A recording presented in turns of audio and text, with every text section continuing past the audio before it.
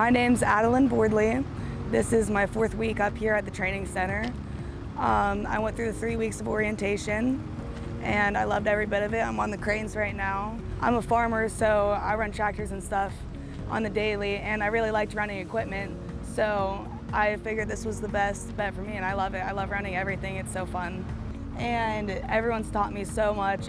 I've learned so much, it's ridiculous. I still have so much to learn. I don't even know how I'll be able to do it.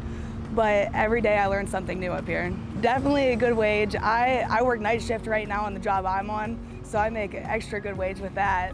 But once I'm a journeyman, I'll make more too. I'm just a first year right now, and I'm pretty sure you get more money as a second year as well. Like every year you go up, you make a little bit more. I'll actually graduate with college credits from here too, while I'm getting paid. I don't have to pay for college. From what I hear, there's gonna be a lot more opportunities, a lot more work coming our way in our region, and I'm really excited to just stay busy and stay out there. My advice to younger people that don't know what they want to do with themselves yet is go into the trades. We're building America.